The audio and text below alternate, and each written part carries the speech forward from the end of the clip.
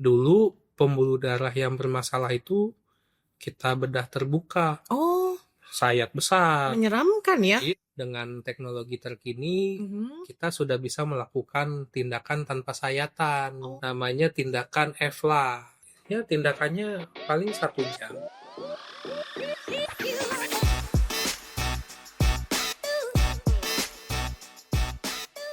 Halo Sobat Sentra, bertemu kembali bersama saya Dian Sumarni, tentunya di Sentra Stage. Dan seperti biasa saya tidak sendirian, tapi saya akan bersama seorang dokter dan kita akan mengobrolkan apa?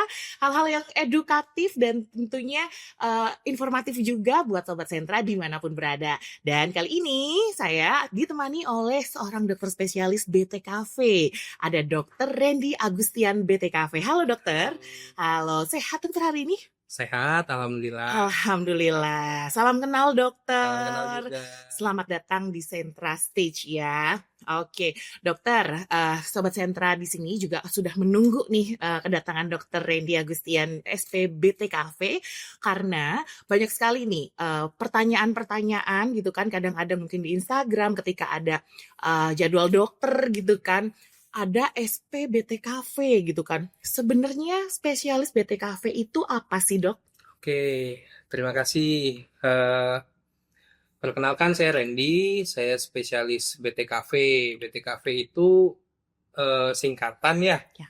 dari spesialis bedah torak, kardiak, dan vaskular. Oke. Jadi ada 3 komponen yang kita kerjakan sehari-hari, khususnya dalam bidang bedah, Oke. yaitu bedah toraks yang di Mhm. dalamnya ada organ paru, Mhm. dan organ di dalam rongga paru itu tidak hanya paru ya, Oke. ada juga rongga jantung, Mhm. organ pembuluh darah, Mhm. dan vaskular. Vaskular Oke. itu pembuluh darah. Pembuluh darah yang kita tahu kan pompanya berasal dari jantung Mhm. sebagai pusat pompa pembuluh darah, Oke. mengalir sampai ke seluruh tubuh. Jadi Mhm. pembuluh darah di kaki, di tangan, Mhm. pembuluh darah ginjal, sampai pembuluh darah leher itu bisa kita kerjakan. Oke. Seperti itu. Kalau pembuluh darah otak, nah ada spesialis lain yang mengerjakan. Berarti 3 ya dok ya, tadi dari T-nya adalah Toraks toraks, lalu K-nya adalah kardiak atau jantung, atau jantung, ya, V-nya itu vaskular. vaskular, Nah, pembuluh darah. satu-satu nih dok, mungkin Sobat Sentra di rumah juga pengen tahu lagi. Kalau misalkan pertama untuk di toraksnya sendiri, berarti toraks itu artinya kan dada ya dok ya? Ya, betul. Oke, berarti dokter biasa belahlah dadaku itu harus ke dokter ya dok ya? Mungkin Sobat Sentra tuh bukan cuma sekedar rayuan ya gitu Ya. kan. Kalau misalkan belahlah dadaku ngomongnya sama dokter Randy, dibelah beneran? Beneran dibelah. Oh oke. Gitu. Itu gimana sih dok, penyakit apa saja yang biasanya memang memerlukan pembedahan toraks itu dok? Kalau toraks itu sebetulnya kasusnya cukup banyak ya, Oke. terutama di Indonesia sendiri dan di Cirebon.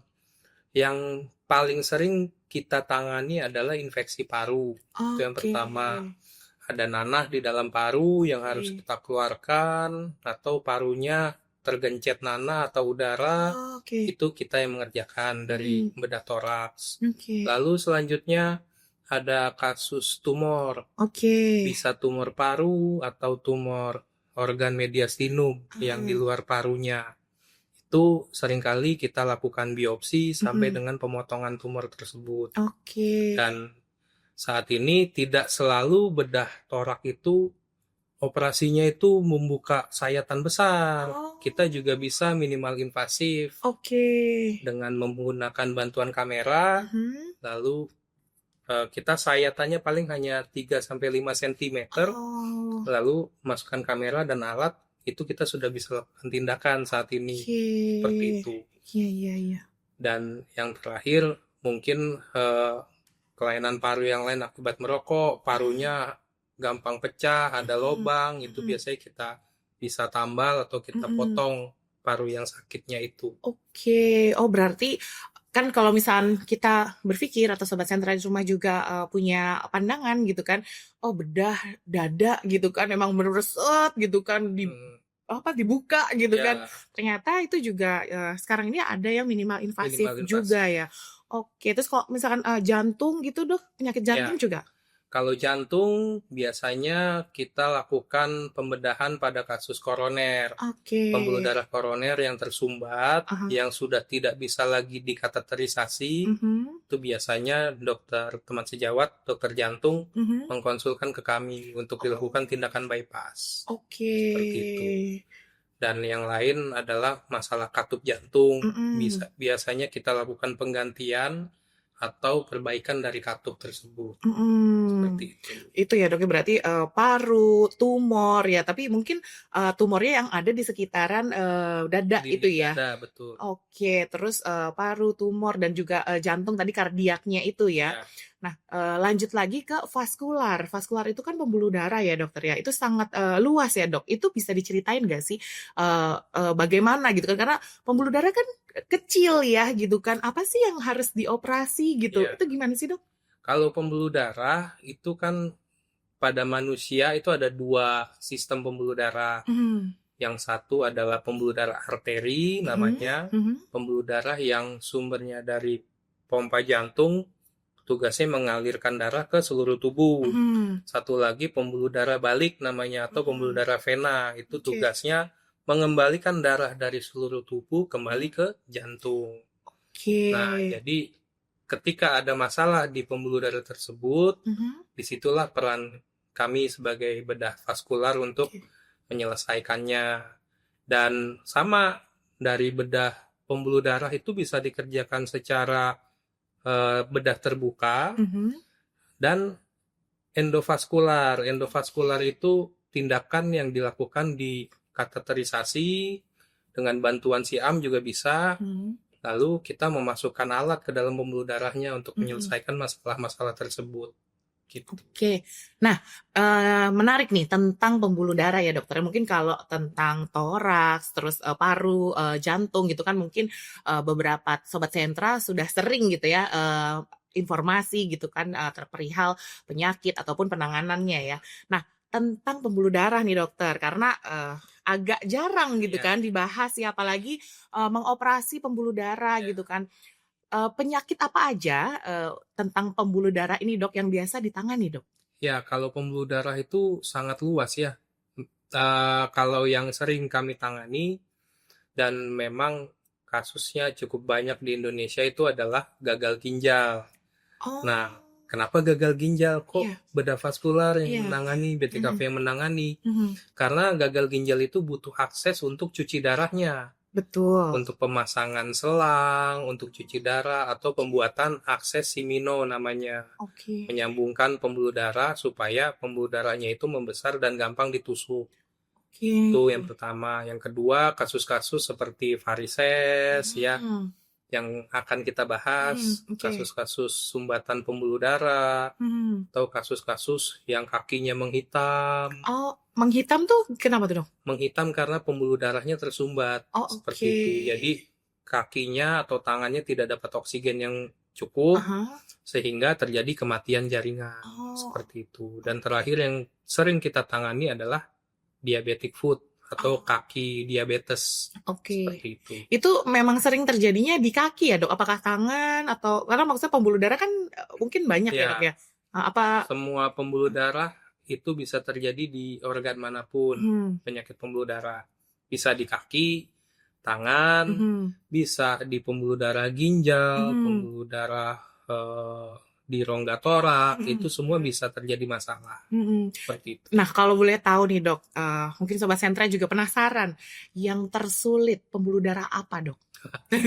Mungkin kan ada ya gitu kan tingkat kesulitan ya dokter ya gitu kan, dari semua pembuluh darah yang kita tahu sih, pembuluh darah sih sekecil rambut ya gitu kan, tapi mungkin buat dokter spesialis yang biasa mengoperasi gitu kan pembuluh darah, itu mana nih dok, bagian apa kira-kira? Terus terang kalau pembuluh darah yang paling sulit itu adalah aorta. Aorta jantung ya? Aorta itu pembuluh darah yang berhubungan langsung dengan jantung. Pembuluh darah utama. Ya, karena ketika pembuluh darah itu bermasalah, ada beberapa kasus yang tidak bisa dilakukan tindakan endovaskular. Itu harus bedah terbuka. Ketika bedah terbuka di daerah jantung dan aorta itu, kita harus memakai bantuan mesin. Oh, mesin jantung paru untuk mengalihkan fungsi jantungnya. menggantikan Ya, jantungnya itu ya. Oke, karena saya sering nonton di drakor aja sih, Dok. ya, Oke, terus. ya, dan di Indonesia Heeh. belum banyak yang bisa mengerjakan Oke, untuk tapi senternya. sudah ada ya di Sudah ada, Indonesia. sudah ada. Oke, itu berarti yang tersulit adalah pembuluh darah aorta. Aorta. Oke, yang kedua tersulit. Kita leveling gitu kan, Iya, sampai 3 deh. iya. Iya. Ya, intinya sih kalau semua pembuluh darah kasusnya cukup menantang ya, Mhm. karena kadang pasien datang ke kami itu sudah stadium yang lanjut, Oke. belum stadium yang awal, seperti Oke. itu. Sehingga eh, pasien berharap Mhm. bisa sembuh 100%, Mhm.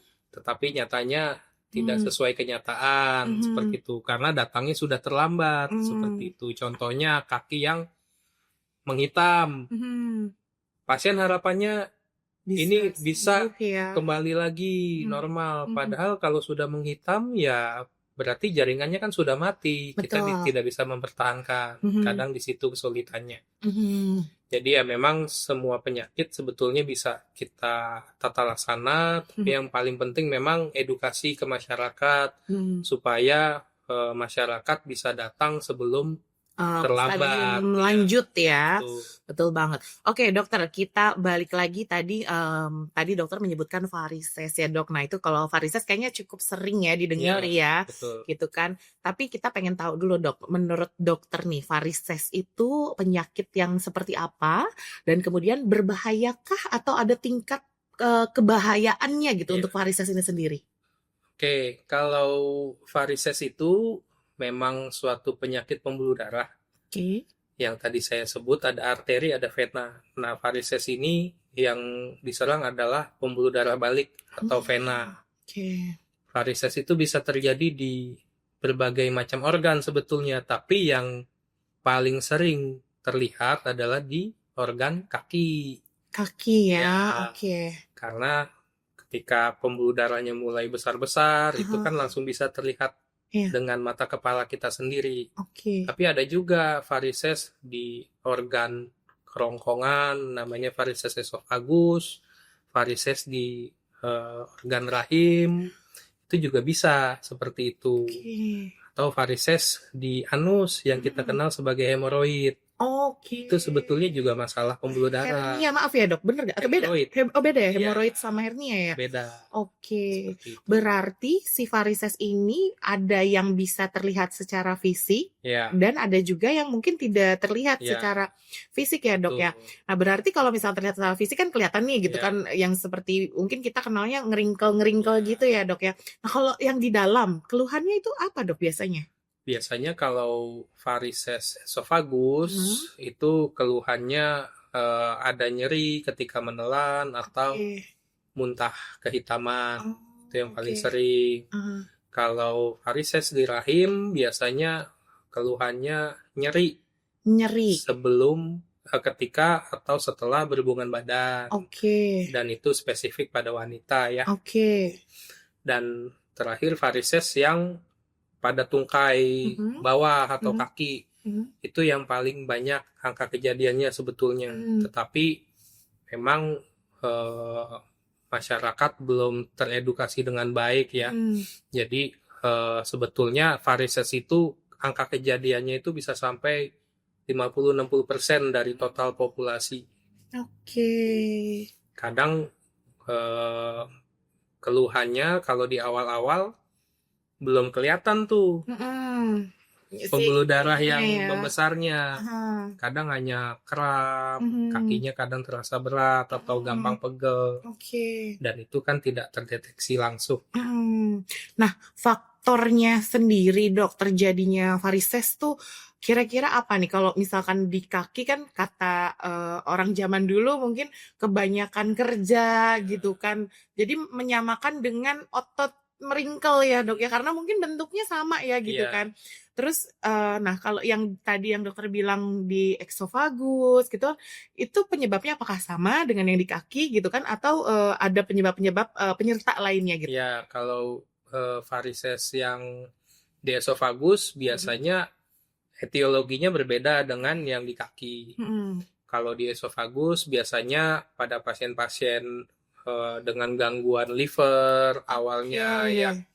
yang livernya adanya tumor Oke. atau livernya membengkak, Mhm. itu lama-lama berpengaruh ke pembuluh darah di sekitar Oke. kerongkongan atau esofagus. Mhm. Seperti itu. Kalau yang di tungkai tadi, tungkai kaki itu? Kalau di tungkai, nah ini fokus kita sebetulnya. Kalau di tungkai ini banyak faktornya. Yang paling pertama adalah faktor genetik. Oh, ada di genetik juga ya? Ada, tapi memang angka kejadiannya tidak besar Oke. kalau genetik. Mhm. Yang kedua, faktor yang didapat. Faktor Mhm. yang didapat itu ya biasanya dari gaya hidup ya. Ya, ya, ya. Dari gaya hidup. Yang pertama adalah berat badan. Oke. Ya mohon maaf kalau kita berat badannya dengan berat massa indeks yang Mhm. Sesuai gitu standar ya. sesuai, Mhm. itu otomatis kan beban pada tungkai itu kan Mhm. tidak besar. Mhm. Tapi semakin besar berat badan kita makin berat seperti itu ya. Mhm. Jadi beban yang di kaki semakin berat juga. Gak usah nggak enak dok, karena saya banyaknya beban hidup dok. Oh, gitu. Tenang aja. BMI saya sesuai mungkin gitu. Saya beban hidup yang terlalu banyak dok. Oke, nah dokter, varises itu kan mungkin sobat sentra tuh mengenalnya wanita suka pakai high heel dok, bener kan? Betul. Nah kadang-kadang para wanita ini menyangka ini tuh tentang estetik dok, gitu kan? Apakah varises ini berbahayanya hanya sampai di estetika atau bisa berbahayanya tuh lebih lanjut lagi? Ya, itu yang harus kita edukasi ke masyarakat ya, bahwa varises itu sebetulnya bukan hanya masalah di kulit, tetapi pembuluh darah itu dia memang problemnya adalah ya pembuluh darah gitu. Jika tidak ditangani, maka akan terus berlangsung menjadi stadium yang lebih lanjut, dan itu yang tidak kita harapkan. Seperti itu. Kalau wanita, kenapa lebih banyak pada wanita? Sebetulnya angka kejadiannya ya tidak terlalu berbeda signifikan, tapi ya memang pada wanita lebih banyak daripada pria. Dikarenakan memang secara hormonal pada wanita itu kan berbeda ya. Ada proses kehamilan, ada mungkin penggunaan kontrasepsi, itu hormonal berpengaruh. KB gitu ya dokter ya? Itu berpengaruh ke pembuluh darah, seperti itu. Lalu kalau aktivitas ya semuanya, kalau memang aktivitasnya terlalu lama berdiri atau duduk terlalu lama, penggunaan sepatu bot atau high heels ya, jadi tidak hanya wanita saja sebetulnya. Yang riskan itu ya mohon maaf tentara, polisi. Yang pakai sepatu apa PDL Ya, gitu betul, ya, betul. ada plat-platnya gitu ya. Itu juga mempunyai faktor resiko. Makanya biasanya kalau ada pelamaran Akpol atau Akmil, nah itu banyak tuh yang minta dicek ada varises atau enggak. Ya karena fungsinya itu ke depan mereka akan memakai sepatu yang terus menerus ya. Seperti itu, dan pasti berdiri lama kan. Oh iya betul banget ya. Nah kalau pakai salep doang nggak bisa kan dong? Ini kayak mendobrak gitu kan pemikiran sobat sentra di rumah kalau varises tuh bisa pakai salep. Iya. Bener atau enggak dok? Kalau salep itu memang paradigmanya zaman dulu memang varises itu adalah penyakit kulit ya. Iya betul. Jadi kalau masyarakat ya penyakit kulit obatnya salep seperti itu. Ya itu kurang tepat sebetulnya, karena problem utama itu di pembuluh darah.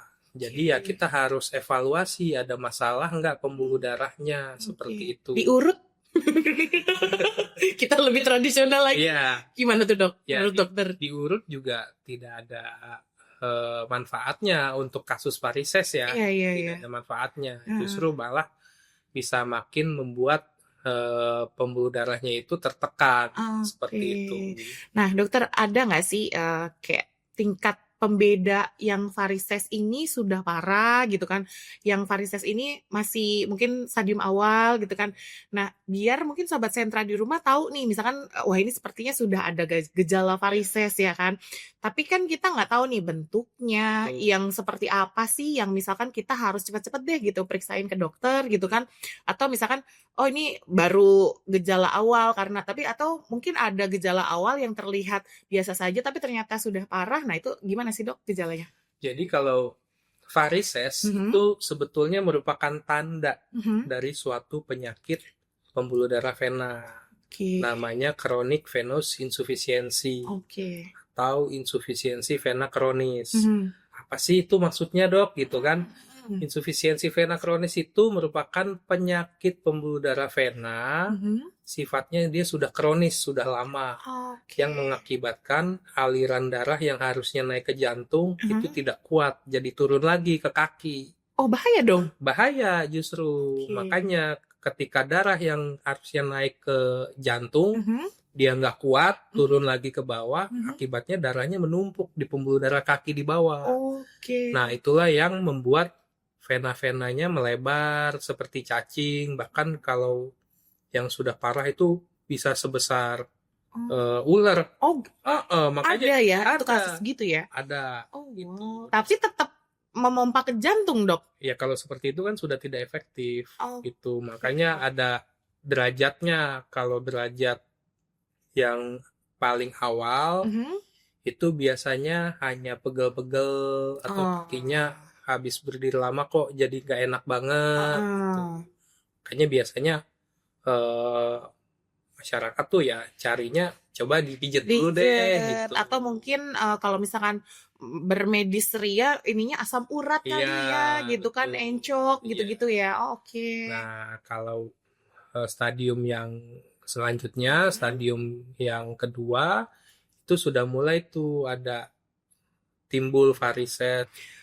Dokter. Nah, varises sendiri kan itu berarti pembuluh darah yang nyangkut ya gitu ya. Ibaratnya darahnya ada yang nyangkut gitu sehingga menumpuk gitu kan.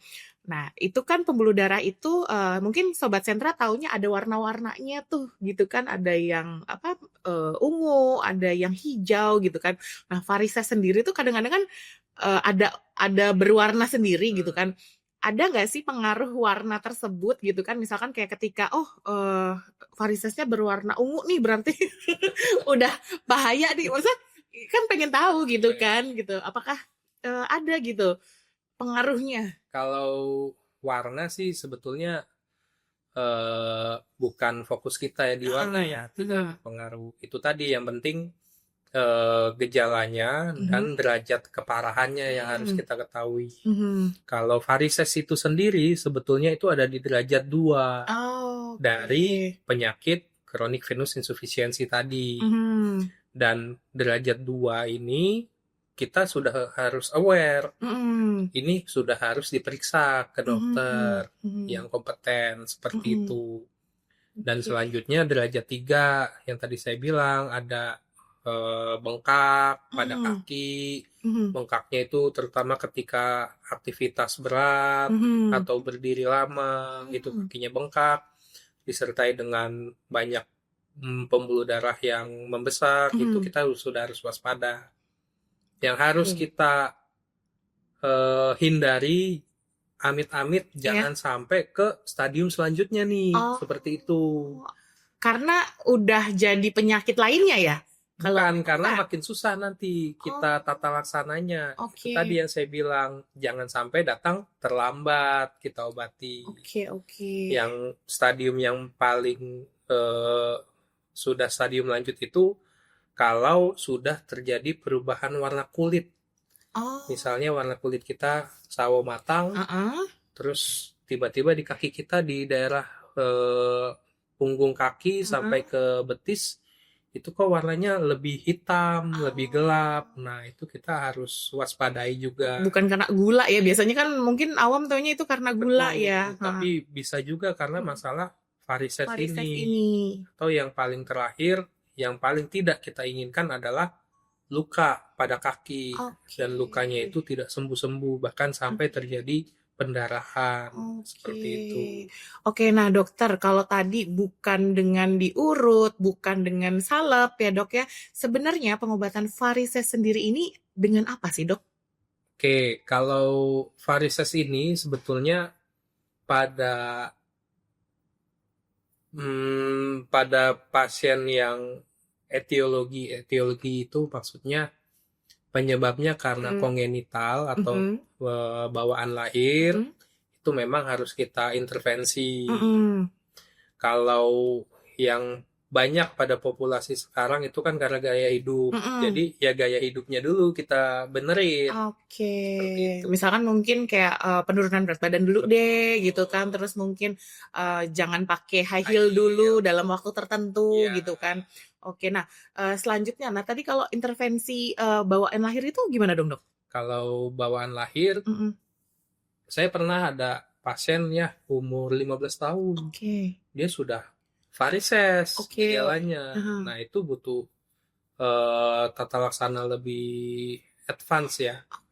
Justru lebih advance ketika itu adalah genetik ya. Betul. Itu apa tuh dok ininya? Tata laksananya bisa bervariasi ya. Yang pertama konservatif itu kita sarankan untuk memakai stocking. Stocking khusus? Stocking khusus varises. Ada itu ya? Ada. Dia fungsinya mencegah pembuluh darahnya lebih lebar seperti itu. Karena kan katup-katup pembuluh darah ini bermasalah. Jadi kalau semakin lebar, katupnya semakin sulit untuk berfungsi dengan baik. Jadi tugas stocking itu menghambat pembuluh darah itu tidak makin melebar dan katupnya tetap menyatu seperti itu. Oke, dokter, tadi stocking ya, stocking khusus varises. Berarti itu nggak sembarangan ya dok?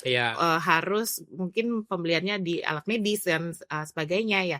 Ada lagi nggak sih untuk menanggulanginya? Jadi memang penanganan penyakit pembuluh darah itu sesuai dengan derajatnya. Kalau derajatnya masih derajat 1 atau 2, yang tadi saya bilang masih nyeri-nyeri aja, atau masih cuman ada pembuluh darah yang meringkel-meringkel, itu biasanya kita coba pakai stocking dulu deh. Sambil dimodifikasi gaya hidupnya. Jangan berdiri terlalu lama, atau biasakan setelah jalan jauh atau berdiri lama, diistirahatkan, kakinya dinaikkan ke atas gitu ya dok ya? Itu. Dan modifikasi dari pola makan juga harus banyak serat, karena kalau kita mengedan itu berpengaruh terhadap tekanan pembuluh darah seperti itu. Jadi modifikasi dulu gaya hidup. Yang kedua, kalau modifikasinya tidak berhasil, harus bagaimana lagi? Kan begitu. Ya kita harus evaluasi pembuluh darahnya. Kita USG pembuluh darahnya dengan USG Doppler. Kita lihat aliran pembuluh darahnya masih bagus nggak? Katup-katup pembuluh darahnya masih normal nggak fungsinya? Nah kalau sudah ada gangguan di katup pembuluh darah dan pembuluh darahnya sudah mulai besar-besar dan aliran darahnya sudah nggak kuat naik ke jantung, maka masuklah ke terapi yang kita lakukan. Seperti itu. Dulu pembuluh darah yang bermasalah itu kita bedah terbuka. Sayat besar. Menyeramkan ya? Iya, menyeramkan malah sekali. Justru mau menghilangkan kerinkel-kerinkel itu justru ada baru. Iya. Bekas bedahan. Iya, Nah, sekarang dengan teknologi terkini kita sudah bisa melakukan tindakan tanpa sayatan seperti itu. Jadi nggak ada bekas. Nggak dioperasi ya? Dioperasi. Namanya apa itu dok? Namanya tindakan EVLA. EVLA. Ya. Itu seperti apa? Apakah alat kah, gelombang kah, atau misalkan USG gitu kan ada gelombang itu, atau mungkin ESWL gitu kan itu kan dengan gelombang. Nah kalau ini dengan apa tuh dok? Kalau EVLA ini tindakan endovaskular. Jadi jadi minimal invasif tanpa bedah terbuka. Dia memasukkan seperti selang langsung ke dalam pembuluh darah. Jadi selangnya itu nanti punya device, punya alat. Itu dia bisa memancarkan laser dari dalam. Jadi pembuluh darah yang bermasalah itu kita laser dari dalam sehingga fungsinya kita tutup pembuluh darah itu sehingga aliran darahnya tidak ke pembuluh darah yang bermasalah tadi, seperti itu. Jadi mengecil berarti kan yang tadinya besar, bahkan sampai menutup pembuluh darahnya. Gitu. Nah, dokter, itu adakah efek sampingnya, dok? Karena kan tadi mendengarkan laser ya, dok ya. Mungkin sobat sentra di rumah, apa nih laser masuk dalam tubuh kita gitu kan? Apakah itu berbahaya, dok? Atau misalkan seperti apa gitu? Iya, jadi memang kalau tindakan EFLA ini, tindakan laser ini, dia ada dosisnya juga. Ada jumlah tenaga yang dipancarkan untuk diameter pembuluh darahnya. Jadi aman ya, dokter ya? Dan itu akan dihitungkan sesuai kebutuhan berarti ya? Betul. Tapi memang ada beberapa persen kasus yang ya namanya prosedur pasti ada efek samping ya, tapi semua efek sampingnya itu bisa kita tata laksana. Yang paling sering itu nyeri, ya sudah pasti nyeri. Setelahnya namanya pembuluh darah di laser kan pasti ada efek nyeri ya. Itu yang paling pertama. Yang kedua, efek sampingnya biasanya kayak ada baal seperti itu, karena di pembuluh darah kaki itu biasanya berbarengan tuh sama sistem saraf. Jadi ketika kena laser, kadang sarafnya kesenggol sedikit seperti itu. Jadi efeknya ada baal, tapi itu bisa hilang dengan sendirinya dengan bantuan obat. Nah, pengerjaannya sendiri, dok, itu berapa lama sih untuk EFLA ini, prosedur EFLA ini? Apakah memerlukan waktu yang seharian atau kayak gimana? EFLA ini cukup cepat ya. Tindakannya idealnya memang dilakukan di ruang operasi, tapi ya tidak menyeramkan seperti apa ya. Jadi kita lakukan di ruang operasi, ada USG di situ buat kita identifikasi pembuluh darahnya, lalu ya tindakannya paling 1 jam. 1 jam. 1 jam aja.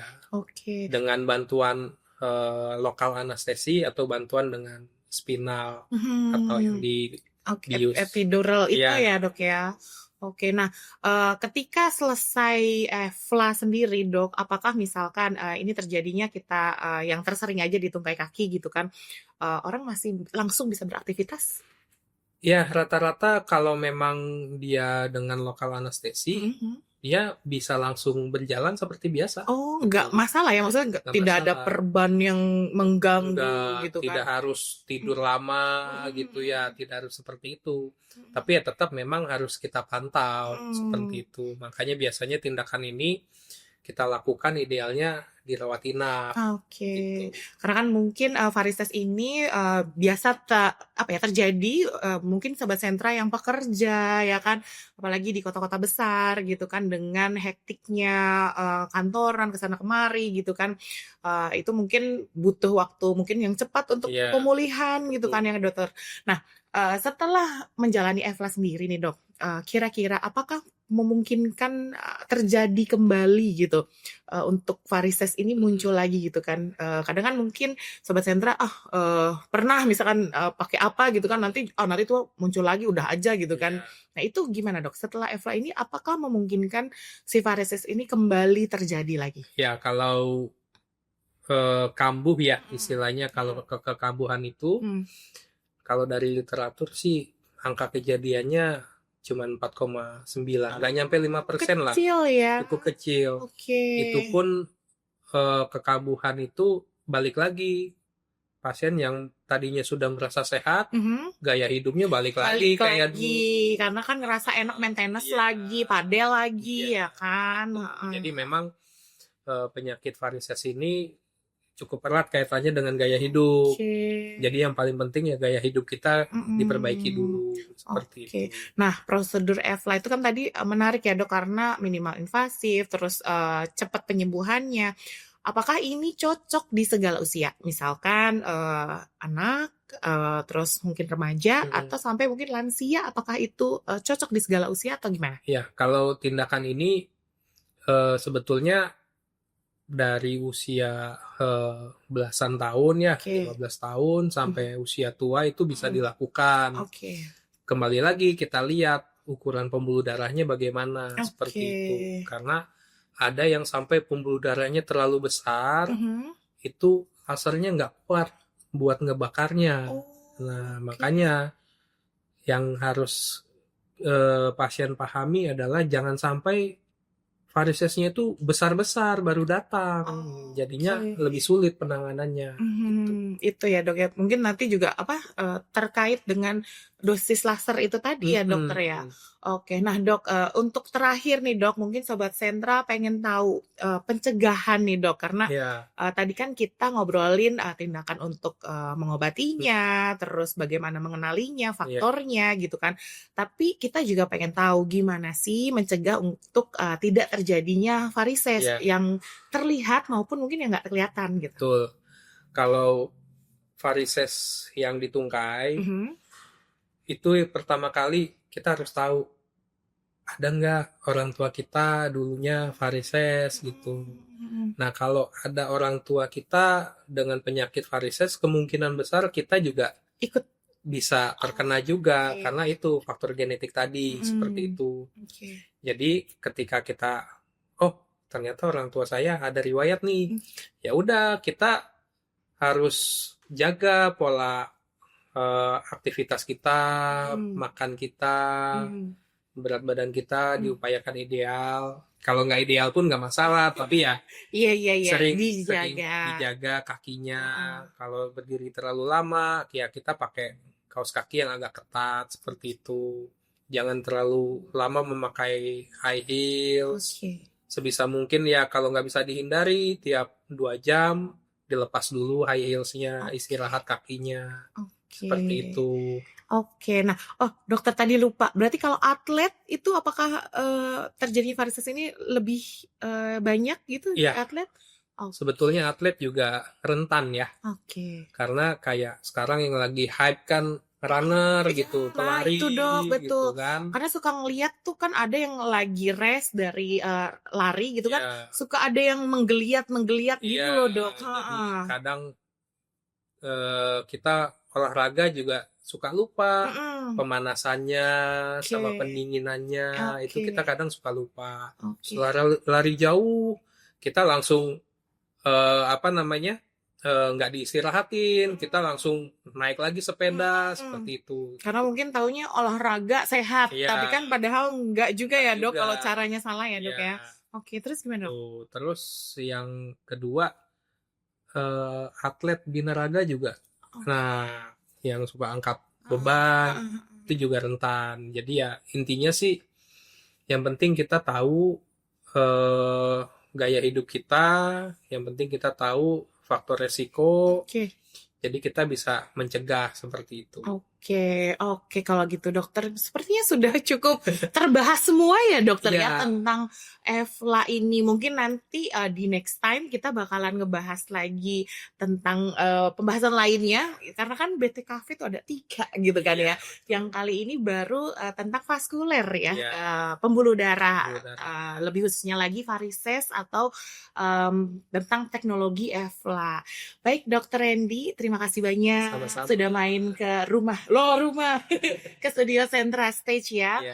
Jadi buat sobat Sentra mungkin yang punya keluhan atau mungkin sudah menyadari mempunyai sesuatu hal yang salah gitu kan dengan masalah varises mungkin gitu kan, bisa langsung konsul dok, bisa langsung atau gimana? Bisa langsung di Sentra Medika Hospital Gempol. Hari apa dokter? Hari Rabu, hari Senin, Jumat dan Sabtu. Hari Rabu, Senin, Jumat, dan Sabtu. Nah, boleh langsung ketemu dokter Randy, tapi jangan belah dadaku. Jangan, nanti dibelah beneran, bahaya, ya kan? Baik, dokter Randy, terima kasih banyak. Kita langsung pamitan aja. Terima kasih dan sehat selalu. Ya, semoga kita akan bertemu kembali di next informasi yang lainnya. Oke. Baik, Sobat Sentra, terima kasih banyak udah menyimak pembahasan kita kali ini dengan Dr. Randy Agustian SPBTKV atau spesialis bedah torak kardiak vaskular ya di Sentra Medika Hospital Gempol. Jaga selalu kesehatan dan sampai jumpa di lain kesempatan. Dian Sumarni pamit. Dr. Randy Pamit juga. Pamit. Bye-bye. Bye.